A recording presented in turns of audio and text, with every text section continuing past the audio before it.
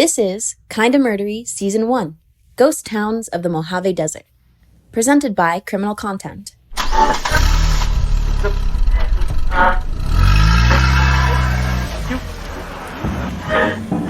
You're rocketing down the 15 freeway between Vegas and LA.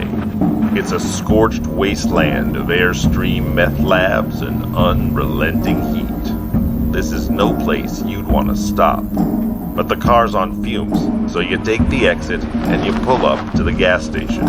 It's abandoned, a concrete canvas that some local Michelangelos turned into the Sistine Chapel of spray paint penis.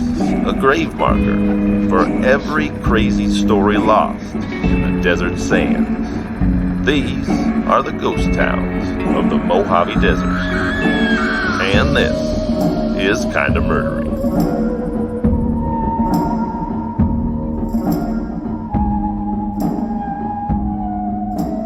Hey everybody, and welcome to Kinda Murdery Season 1, Ghost Towns of the Mojave Desert. I'm your host, Zevon Odelberg. Thanks for deciding to be here.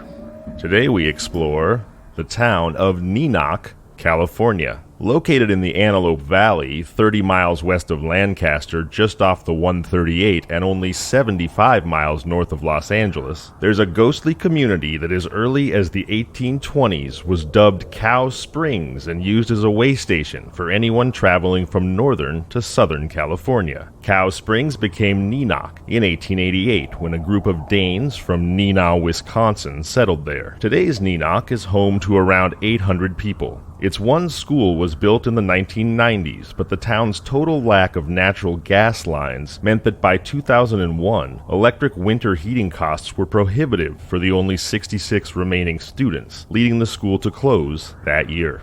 Neenachers, however, refused to kowtow, defying the relentless entropy of the surrounding desert by maintaining the now abandoned, pale pink and nearly deco schoolhouse in its pristine condition, despite it standing empty now for 2 full decades. Neenach itself is famous for half a volcano. What's half a volcano, you ask? Well, exactly, literally, that. The extinct Neenach volcano formed atop the San Andreas Fault and was split in half by a massive earthquake 23 million years ago. Ever since then, like a high schooler whose girlfriend left for college, the two halves of the volcano have been slowly drifting apart. Today, one half sits in Neenach, while the other half is in Pinnacle National Park, over 218 miles north by northwest. And all the while, as the cleaved mountains drifted, Neenachers enjoyed half a volcano and all of an over 200-year history of being kinda murdery. I don't care what you say, I'm calling that place Cow Springs. I don't know. I think Neenach is pretty. The Neenachers. I mean that works for me. But yeah, Cow Springs. Moo baby, moo.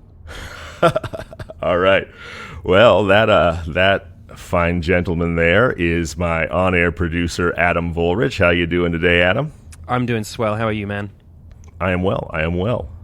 All right. I think today I'm going to be the Clark to your Rogers, and that is a reference for about 3 people. Yeah, fill me in. Yeah, me too. That is the musical duo played by Dustin Hoffman and Warren Beatty in the film Ishtar. Ooh. Oh my, that's obscure beyond capacity, I think. But here's the thing, it shouldn't be, and that's what we're doing today. Here on Kinda Murdery, I'm going to call that a razor-sharp knife because, Adam, that was a deep cut, and it hurt. Oh, man. All right. I am dad jokes from the top, baby. I'm also here with Sean Christensen and Brendan Hubbard from Criminal Content. Hello, sir. And of course, I am here with the brilliant and hilarious host of the podcast Lizard People and member of the Upright Citizens Brigade. It's comedian Katelyn Hempstead. Hey, Katelyn, how you doing today? Hi. I'm thriving. I'm thrilled to be here.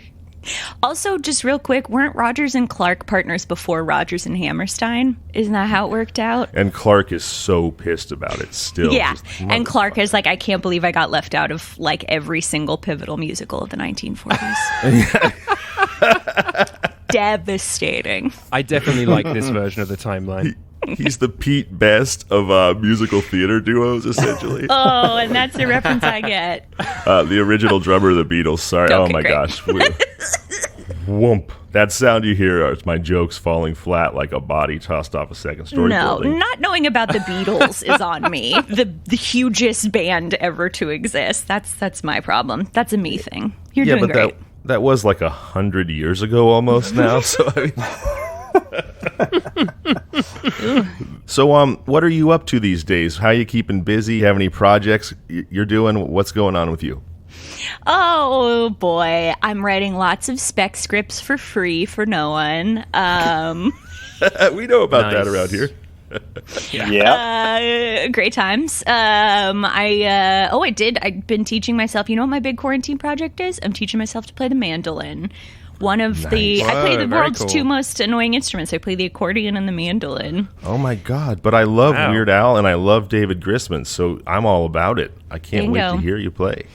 I started learning the accordion in high school because of Weird Al, and then pretty quickly realized no one ever wants to hear you play the accordion unless you're Weird Al. Well, I do. Maybe we can have you back for an accordion and mandolin concert at some point. I would love that. Truly, absolutely not. I don't even We want need to a play new along. theme I'm not song, going to so. make your listeners hear that. Jesus Christ. Sorry, Darren, we're going all accordion now.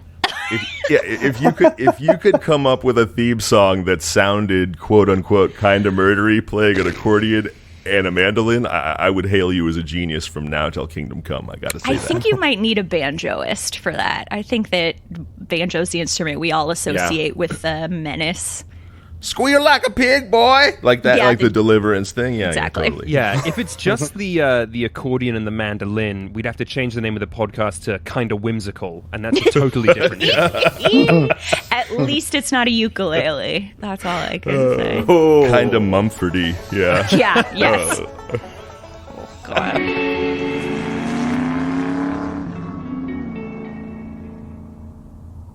Today we're exploring the, I'm going to call it semi-volcanic ghost town of Neenach, California. And taking a quick look at the itinerary here, it's pretty clear that Neenach has plenty of attractions for kind of murdery tourists like us. First story, we're going to be talking about a little-known legend of the American West in a story I'm calling Johnny Appleseed, Paul Bunyan, Pecos Bill, and Helen effing Gookins. For a second there, I thought you were going to bring in Helen Mirren, and I got really excited. My girl Gookins. God Yeah, bless. Next up, after Helen effing Gookins, we've got The Ballad of Jerky Johnson. And finally, we're headed all the way back to 1893 for a story that the Los Angeles Herald dubbed The Adventurous Couple. And you know what? As titles go, that's good enough for me. I feel like that's a euphemism I see Yeah, on it sounds dating horny. apps for looking for a third. Yeah, polyamory. Yes. Yeah. This is an 1893 story of menage a trois and polyamory. Those Victorians. Exactly. Oh, they could get up to all kinds of crazy shit, huh? Wow, I'm intrigued. What kind of adventures? Oh, I can't wait to tell you.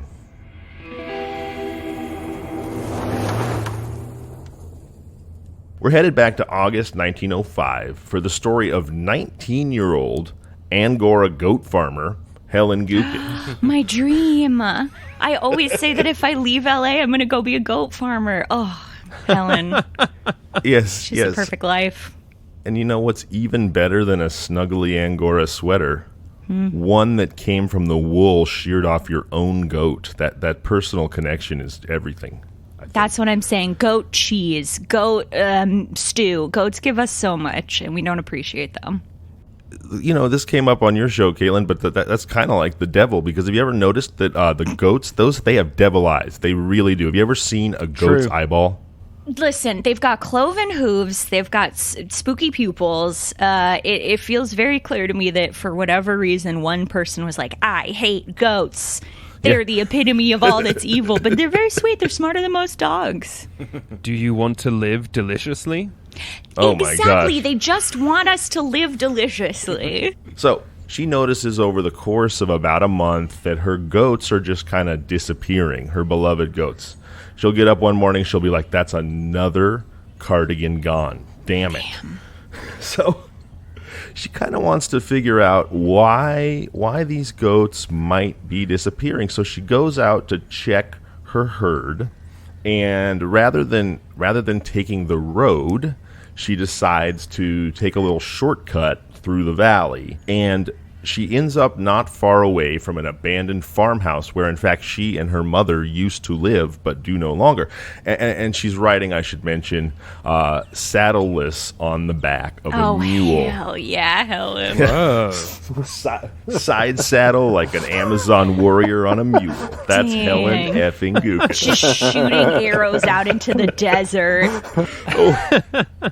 Hell yeah, she is. So here's what happens. She's riding her mule, as you do, and all of a sudden the mule just stops in its tracks and refuses to go any further. And I don't know, have any of you guys ever tried to move a mule that doesn't want to move? Infamously I can't say I difficult. have. So she's like, come on, mule, move. And it won't. And she doesn't initially see any reason for its recalcitrance. So Helen, armed not even with a riding whip, and that's what the newspaper felt like pointing that out. I'm not encouraging whipping your beasts of burden or anything like that, but she doesn't Look, even she had a have a spiritual whip. connection with that Time. mule. She didn't need it. Right. Yeah, she did. She had did. ovaries of adamantium. She didn't need weapons. That's absolutely, by the way, so much better than brass. Adamantium. Absolutely. Sure. If you A ever, scientist put them in her, and when she gets mad, they explode out of her body. That's right. you ever try to go up against Wolverine with claws of brass, you're sunk, bucko. That's what I'm saying. Or bub, I guess, as Wolvie would say. She goes and she starts walking around looking for why can't I move my mule? And she gets a little further down the path, and she sees, crouched in a tree, about to spring on her, a giant mountain lion, a cougar, a wildcat. Whoa. So I know what I would... Yeah. I'm so worried for her. So I actually grew up in far northern California in the woods, and we had lots of mountain lions. And what you're actually supposed to do in the case of a lion is stand stock still, raise your hands up above your head to make yourself look as little like a deer as possible, and scream at it. And chances are it'll leave you alone. That's how I communicate with my cat, actually. And me with my boyfriend. Here's what Helen does.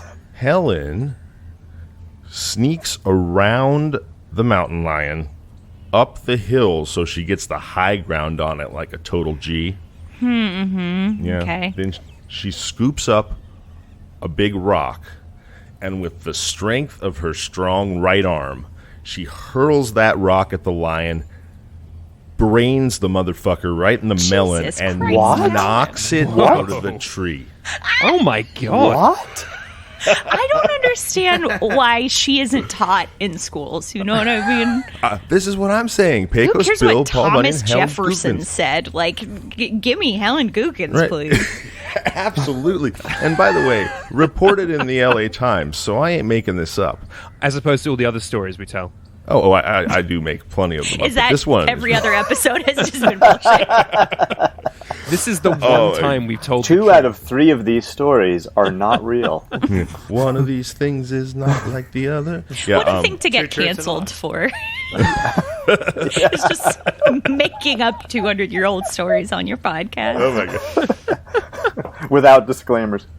Okay, so she knocks the mountain lion out of the tree with the rock and onto the ground, and while the lion is momentarily dazed, Helen sprints off for that abandoned farmhouse where she and her mother used to live, and she goes into the shed outside the farmhouse where she finds a pitchfork, a rusty pitchfork missing a prong. So we're talking a 2-pronged trident, a bident, if you will.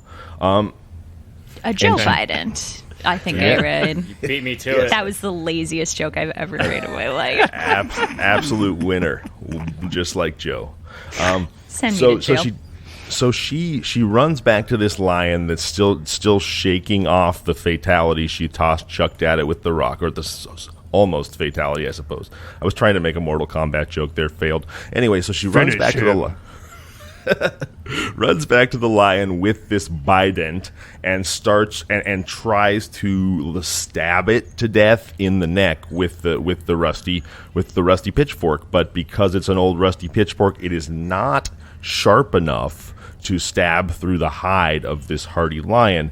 And the Whoa is right. So the lion takes a couple swipes at her, rips her long, American Gothic Mormon sister wife skirt to just about shreds. No. But she manages to hold the trident, the pitchfork, at the lion's throat to keep it at bay. And force it down a gully, like down a ravine, over the edge of a ravine.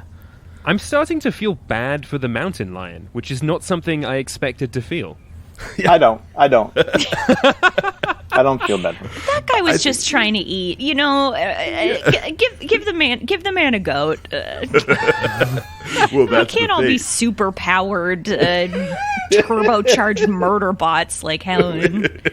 Can't all be She-Hulks like Helen Gookins. Yeah. But the thing, he had eaten that mountain lion had gotten a lot of her goats. I mean, Helen had a long fuse. She didn't go off and murder this. He got her goat. Didn't murder this lion for the first goat it took. The goats had been disappearing on the regular for about a month before she went to go figure out why. Wow. So she pulled a John Wick. She was like, "You've already taken everything from me, and this last goat was just like my breaking point." That's right. You've frightened my mule instead of stolen my car. You've killed my goat, and I'm gonna straight up John Wick your ass. So she knocks the lion down over a ravine. It tumbles down the ravine up against an old rusty gate. At which point Helen runs down the ravine. Yes.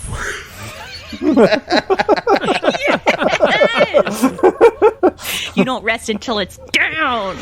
Oh my gosh!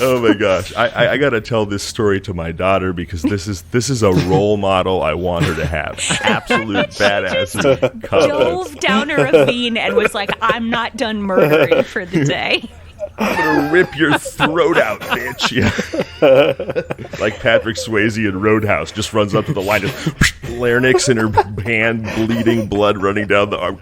Yell, Gookins! Yeah. So she runs down there, and this lion's dazed against this old metal gate, where Helen walks up, manages to rip a rusty bar off of the gate. So now she's holding like a huge chunk of rebar, essentially, and then proceeds to beat that lion fully to death, stoving in its skull with this iron gate bar. Like, whap, take that. Take that. Good Lord. Eat that. Yeah.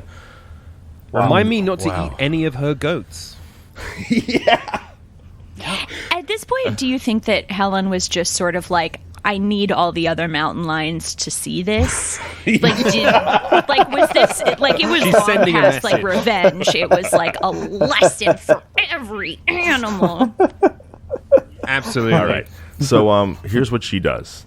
She does, in fact, after having killed this mountain lion, she throws one end of it over the ass of the mule, and she ties its legs up with her lariat, because, you don't go out without a lariat. Yeah, duh. And she takes the thing back home, and she skins it, and she wears it like a cape, like Hercules, for the rest of her life. All of that was true except for the Hercules cape part, but I like to imagine. I'm choosing to believe that. So that is the story of Helen effing Gookins. Wow. I mean, raise a glass to Helen. Yes. So the year is 1892, and infamous rapper Deadshot with a Winchester and officer of the law, Deputy Sheriff Constable John A.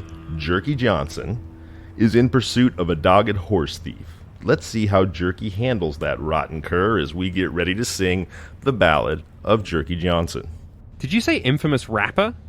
Yeah, that's what I thought he said. Infamous trapper. Infamous trapper. I was going to say, drop the SoundCloud link in the show notes. I thought you said rapper, yeah. Yeah, what if he had invented the had a whole art vision of of it. rapping? Yeah, he had a In giant... 1892. Well, my name is Jerky Johnson, and I'm here to say I like to rap in an Old West way, is what I imagine it was like. Move over, Sugar Hill Gang. Yeah, exactly. He's got a giant pocket watch around his neck and a broken arm. Yeah. All right. So you might wonder why a man with a nice name like John A. Ends up being known as Jerky Johnson. Well, it's because he was in fact known, and this is not my turn of phrase. This is how he is described. He was known for jerking his meat in the shadow of a mountain outside his Antelope Valley home. And I'm just going to let that sit there. He can only get it up in the shadow of a mountain.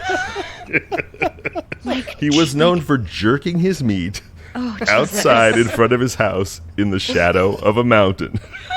That's, I think we can say that he's like a Wiccan, right? That's like a Wiccan rule of horniness there. It's a druid ritual, yeah. Yeah, it's to ensure that the exactly. spring will return to the earth. That's normal stuff. I don't know why everybody's laughing. It's to ensure that he'll be Because he's known for it. Yeah, maybe. Not the Yeah. act. So, back in 1892, he's a deputy sheriff or a constable, they also called him. A team of horses of a man named Edgar J. Sharpless are stolen by a young man named George Juergens.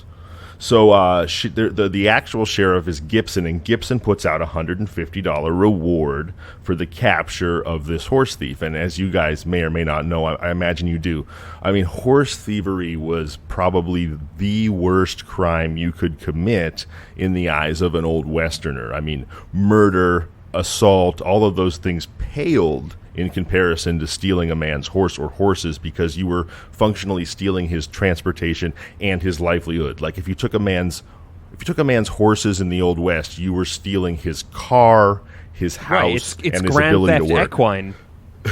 Yes, actually, I have heard that that's the next thing that Rockstar is coming out with. Is it's like a synthesis of GTA and Red Dead, where like you can just run people over with your horse, murder them. I know about this from Deadwood. I am aware that horse thieving was a big problem. Yeah. So here's what happens. Old John A. Jerky Johnson is hanging out on the side of the road when he happens to see a young man driving a team of horses very quickly. And he thinks, those horses seem to fit the description of the ones that were stolen. So he hops on his horse and starts taking off galloping after the running horses. And it takes, the guy's driving so fast, it takes Jerky, even on one galloping horse, a while to catch up. Well, apparently the way to identify a horse is by their forelocks, by their front feet. So when he catches up to the wagon, he's alongside and he can't really tell if these are the horses or not. But he manages to flag the guy down, and the guy stops and he says, "Hey, I lost my mule. It wandered off in this valley. Would you mind helping me look for it?" And it's just a bald-faced lie. And the guy's a lot like, of mule stuff this ep. Yeah, This is a mule-heavy town. yeah, only 13 years. This could have been 6-year-old Helen Gookin's eventual cougar mule. I have to imagine that in the background of this story, she's like riding another mountain lion through the desert, just like leaping over canyons. So the guy says, no, sorry, can't help you. I like the White Rabbit from Alice in Wonderland. He looks at his pocket watch and he's like, I'm late, and he takes off with his horse team again. Well, This is classic cop shit, man. I see a team driving fast. guess I gotta get up in their business and cause a problem. Like, right, he's profiling him for sure. So, you're going too fast on your horses, jerky. Yeah, you take that horse team to the German Autobahn, asshole. What do you think you're doing? This is America. God, what is he, a Maryland trooper? Get out of here. So the team takes off again. Well, Jerky takes off after the team again. And this time he manages to outstrip the guy, and he gets in front of the the horse team, because the guy was starting from a stop this time, so he could actually really go faster when galloping, and he stops in the middle of the road. So he forces the horse team to stop, and now he's in front of the horses so he can see their forelocks, the fur, the hair around their hooves, and he does recognize them, and he's able to positively identify them as the horses of this sharpless man whose horses were stolen. Okay, so just this once profiling worked, but this is a one-off. Yeah.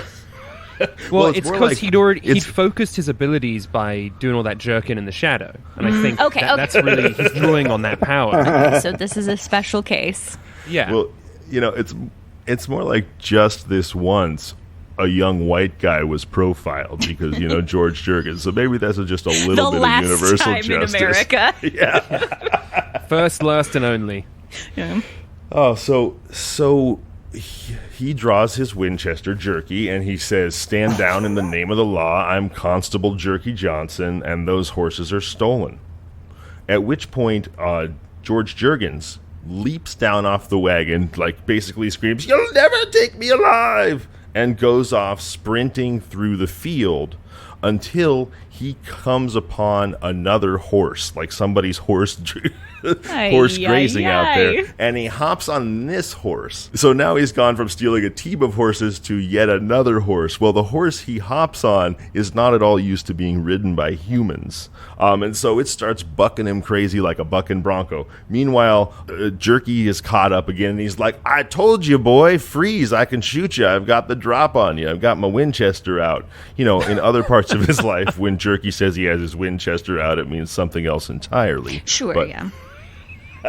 So he takes off on this. He manages to get control of this bucking bronco, and he takes off again. Well, Jerky gallops after him, and at this point, Jerky also looses his faithful bloodhound on the chase. And it seems like Jurgens may have gotten away, except that Jurgens all of a sudden comes across this is like the tale of 3 sets of horses.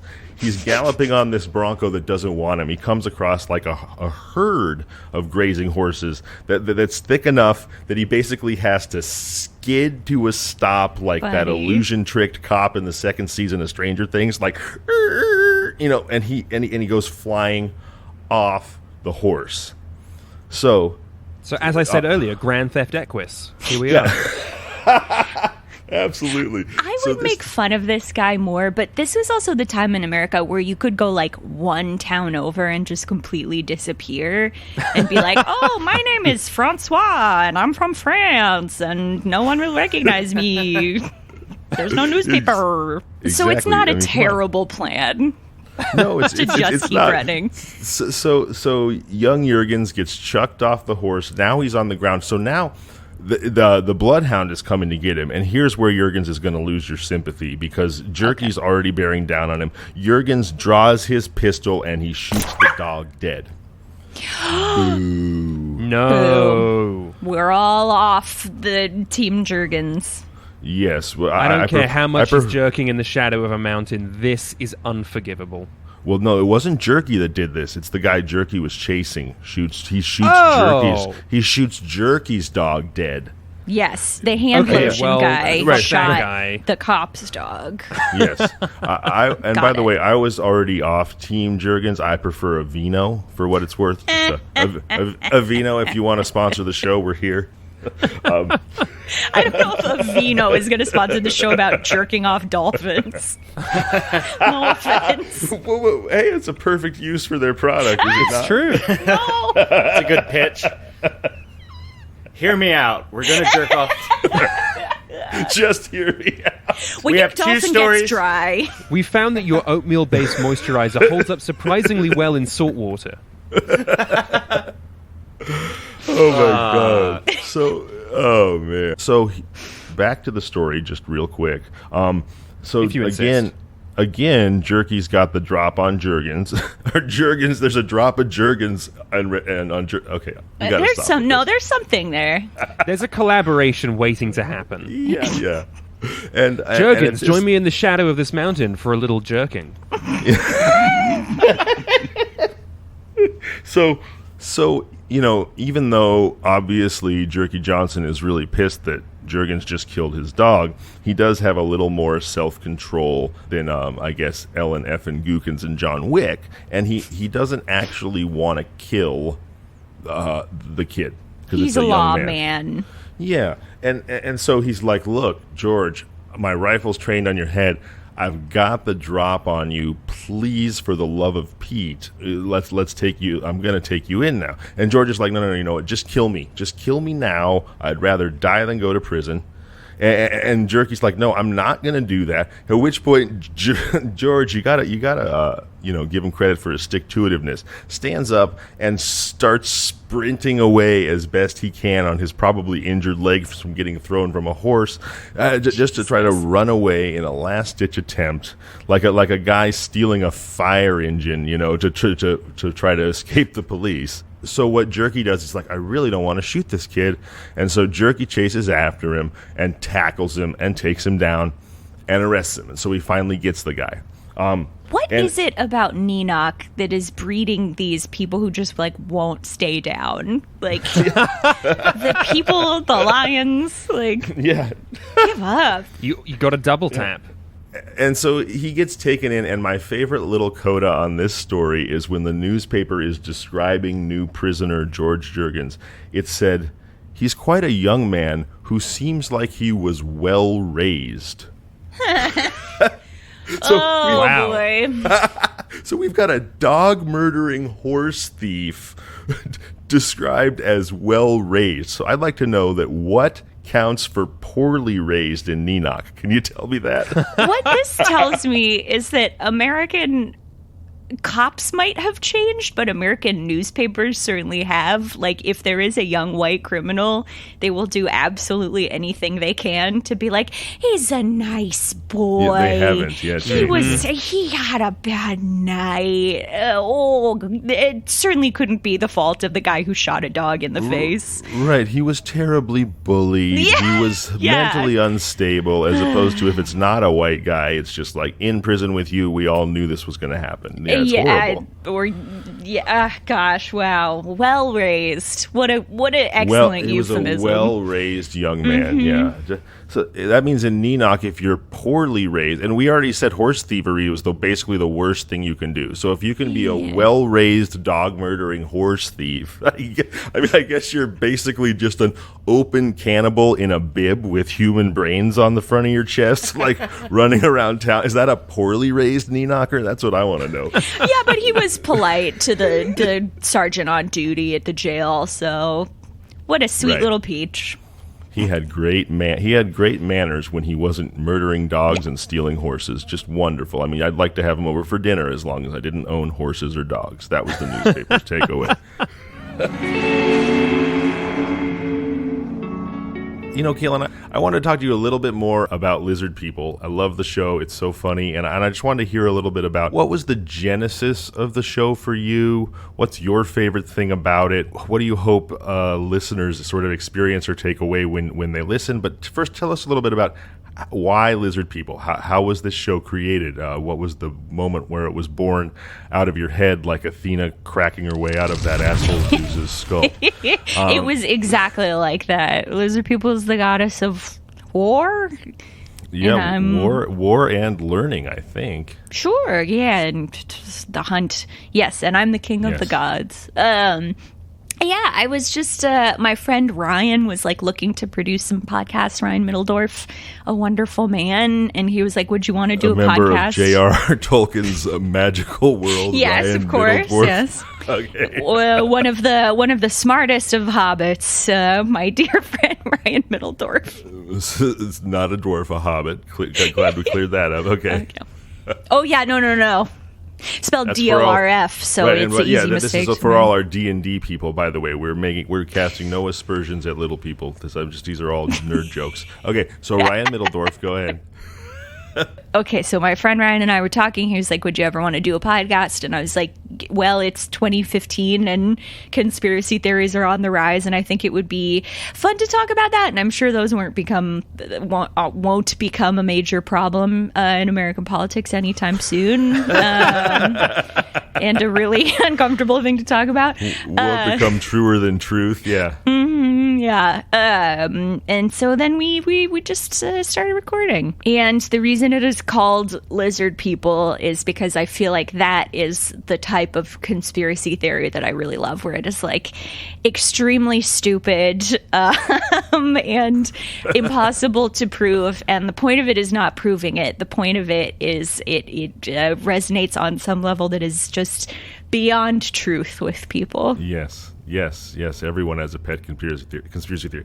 Oh, and I forgot to mention when we talked about me being a real-life lizard person who actually owns lizards, I wanted to give a shout-out to my lizards. I didn't mention their names on your show. So my oversight. veiled I'm sorry. Yeah. My veiled chameleon is named Mando because the veiled chameleon has what is referred to as a helmet, and we're giant Mandalorian fans, so I named him Mando.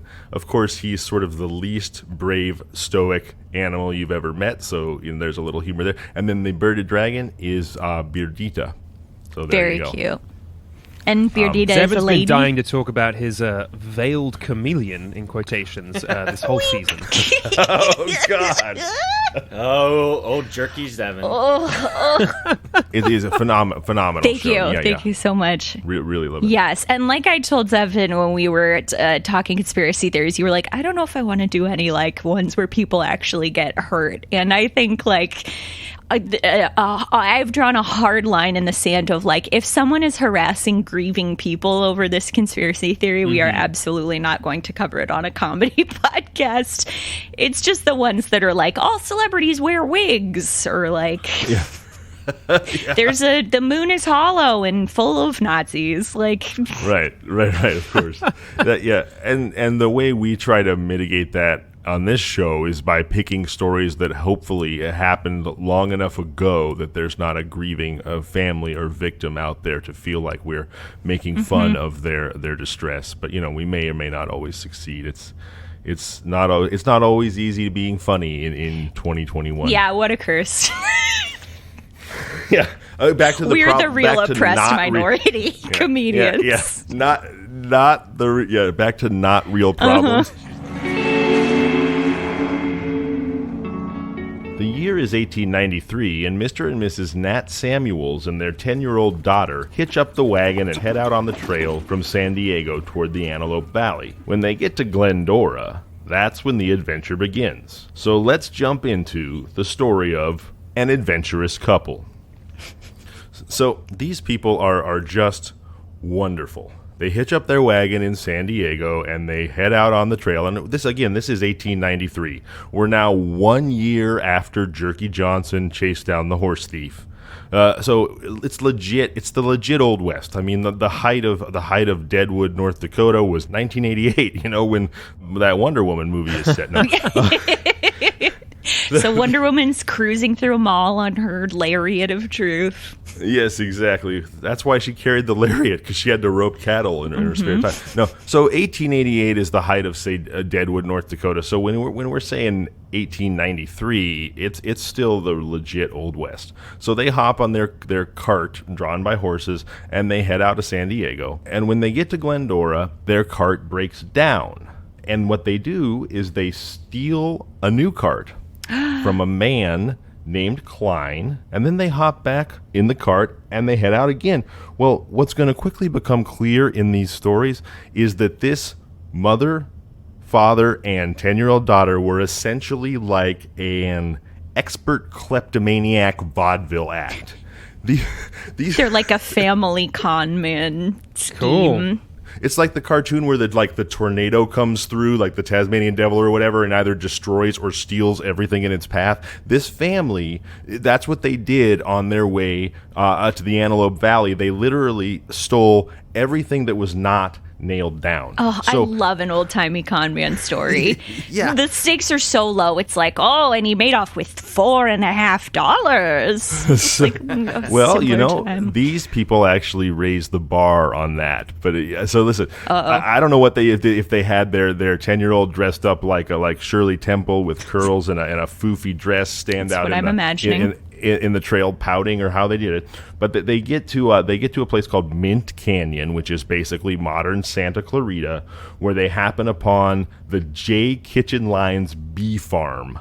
Kitchen Line is not home, and they literally steal everything not nailed down to his blankets. So we're talking his pots, Wow. his pans, his his underwear. Like if he had a pair of those like European too small Speedos, they were taking those. They took his beehives. I can't believe the bees didn't How do defend you him. take a beehive?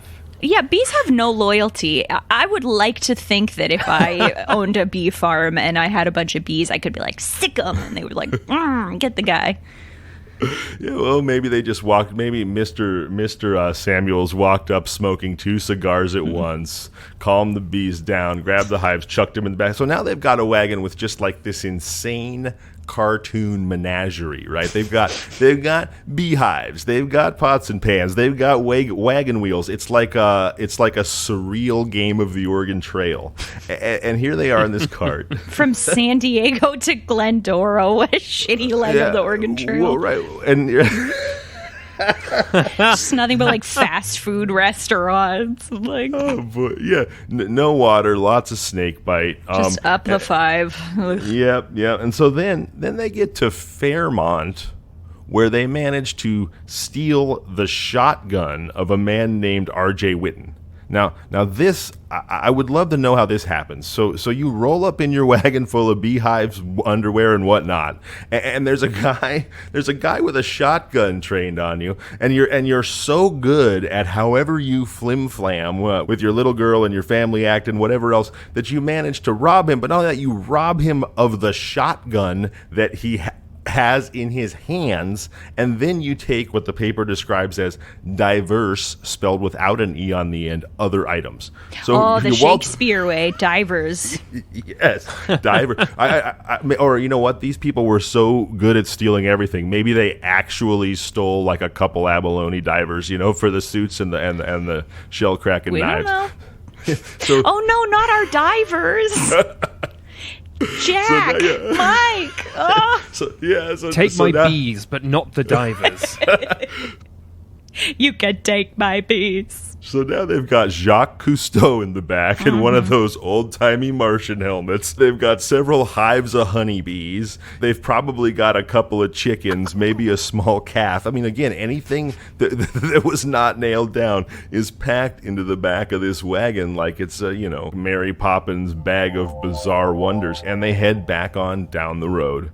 And they're getting away with all of this beautifully when, where should they land but Neenach, California?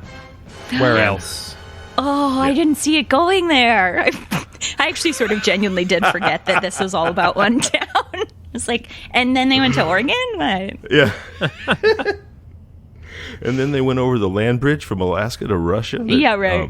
It's early in my defense. Neenach, wow, we're back. So, of all the Neenachers that a bunch of kleptomaniac cartoon people with a cart full of beehives could have possibly run into, who do you think they ran into, folks? Oh, you're kidding me.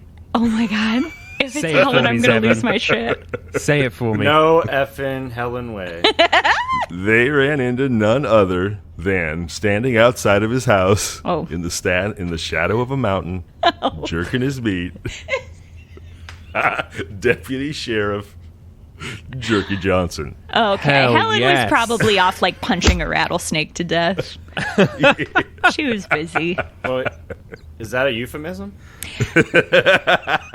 Yes, it's a euphemism for punching a garter snake to death. She had garters on. Now my interest is piqued. That's why they call them garter snakes. They actually wear like sexy, foofy lingerie. I have heard that. Yeah, they it's like slither through the they grass. just sort of have natural, like, sexy stocking markings on their skin. So, as you might imagine, I'm sure this family made like a serious and talented Con family play for John A. Johnson's racks of jerky, but this is a legend of the Old West we're talking about, and he wasn't having it. So he ripped open their wagon. Is that a euphemism? He was Come like, on, Caitlin, get your mind out No, the I'm gutter. sorry. I'm sorry. I'm the one who brought that filth into this podcast. I apologize. and like the guards at the border when you're coming back from Mexico, they always like to say like, "Where are you coming from? Where are you going to?" Sure. And if you're like, "Oh, we're headed to Colorado," or something, they're like, "Why are you coming this way then?" So Jerky was like, "Where are you coming from?" And they're San Diego, and he's like, "Okay, well, you're about 160 miles north of San Diego now, and you've got a cart full of beehives, some other man's Speedo, some chickens, a shotgun, some wagon. Like, is this really all your stuff?" And sure enough, they weren't able to pull the wool or the coyote skins or whatever you want over old Jerky's eyes, and that is the story Jerky. of how the adventurous couple was finally their villainous crime spree was put to an end. Wow, can't I was really believe- holding out to see if they invented the key party, but this is even better. Not that kind of adventurous. In these modern days where you can't just steal a man's beehive and run off, you got to find your own adventure. Well, the next time I go to a key party, I'm bringing a shotgun, a Speedo, and looking for a girl with a beehive. Like the 60s. I think you're gonna have a weird night. Oh, I think so. I've had a lot of those. I've had weirder. Oh, you have. Coyote jerky. Yes. I can't believe you managed to connect the second act to the third act. Wow, what a satisfying narrative. Oh, thank you so much. You're too kind. How can, and I'm sure everybody listening to this show already knows the answer to this because your show is huge and ours is fledgling, but tell people how they can find Lizard People, how they can find you, social media, like where can we get more of the brilliant Katelyn Hempstead? Lizard People, wherever you listen to podcasts. It's the one with the cute little cartoon of two little lizard people as the logo. I'm on Twitter at Katelyn Hempstead, but no D because my name is too long for that rude app. And just, support your local podcaster. That's my plug. And When they please say do that Patreon is available, give them $1. They're working hard to entertain you, baby. Hell yeah, Yes, they indeed. are. And they're also such kind and wonderful people. Like I said, I couldn't have had more fun joining you. Thank you again. And so now we're really going to quickly move on to our shameless self-promotion section, which Hell is yeah. our 5-star review of the week. This is from a reviewer named Another Happy Writer. So we know right away that the person is a liar, because have you ever met a happy writer in your life? Certainly not. Maybe Beverly Certainly Cleary, rest in peace. Oh, Ramona, what a wonderfully complex character. So Another Happy Writer, 5 stars, says, like everyone, I've been trapped at home. But thanks to this podcast, I get a free weekly trip to where I truly belong. Among the desert freaks, fearing for my life, shepherded by master freak, Zevon O. I just have to say, I'm so flattered. Master Freak makes me sound like I'm like I'm training an elite squad of Desert Freak Navy SEALs. Yes, Master Freak. Or you're like the guy with the top hat at a carnival, just like barkering them all in. Or both. I've got a carnival hat, and I'm like, if you can't take it, you go ring that bell at the end of that bleached cow carcass and get the hell out of here. It's a complicated metaphor, but I don't mind it. All right, well, so thank you, another happy writer. Thanks for listening to the show. Everybody, please remember to subscribe, rate, and review. It really does help. That's our show. For Sean Christensen and Brendan Hubbard from Criminal Content, on-air producer Adam Volrich, and of course, the brilliant, hilarious Katelyn Hempstead. Thank you so much for being here. Thank you for having me. It's been a delight. Thanks, Katelyn. Absolutely. I'm your host, Zevon Odelberg, and this has been Kinda Murdery. This is Kinda Murdery, Ghost Towns of the Mojave Desert, presented by Criminal Content. You can find us online at kindamurdery.com and on all social media at kindamurdery. Email us at contact@kindamurdery.com. Listen to us on all your favorite podcasting apps: Apple Podcasts, Spotify, Overcast, Google, and more. Don't forget to rate, review, subscribe, and tell your friends about the show.